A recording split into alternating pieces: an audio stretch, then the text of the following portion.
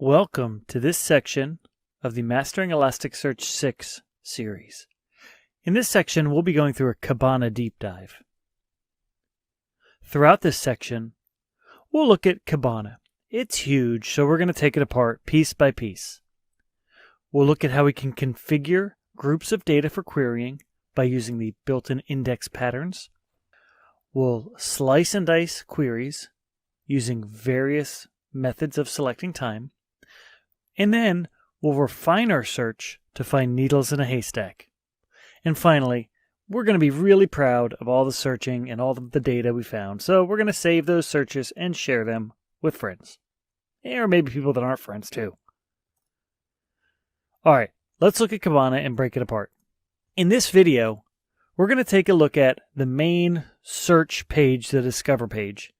We'll briefly touch on dashboarding, timeline, machine learning, graph, dev tools, monitoring, and management. All right, primarily, Kibana is used for looking at data to find individual search results, as well as building some visualizations around these. Visualizations you can think of as your typical user interface component, such as gauges or column graphs or word clouds or any other thing you can think of they've got built into Kibana. Then a group of these visualizations can be saved as a dashboard. This is what you think of when you watch TV and you see, the command center with big graphs on the TVs that are 93 feet wide and watching NASA and saying, hey, look, there's something going on over in sector XYZ. Let's zoom in on that. That's the kind of stuff you can do here in Kibana's dashboard. All right, so in this dashboard example, you can see we're doing some searches across this data set that we have. It's called our primary dashboard, as set in the upper left-hand corner. Here we have 3 visualizations. So the idea with this dashboard is to kind of show you an overview about the health of a system. So let's look at one of the individual visualizations. This visualization is showing us the average CPU load for this server over the period of time that the dashboard is searching.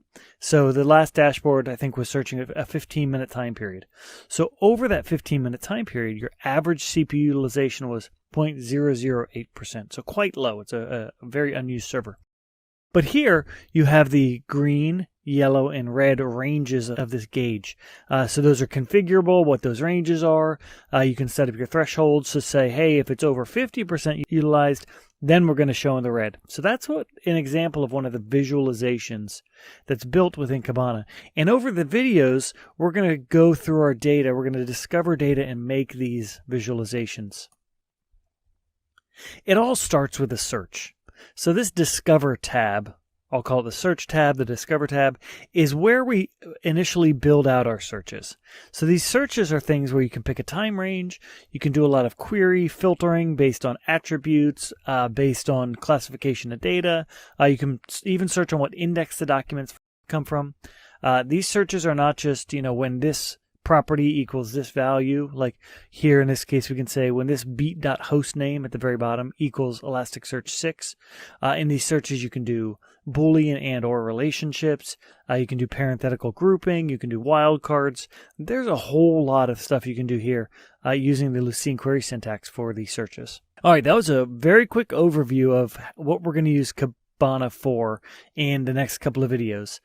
Later, when we talk about XPack and the advanced features, we'll look more at the plugins such as graph and machine learning. But for now, we're going to look at the core components that you'll use 90% of the time.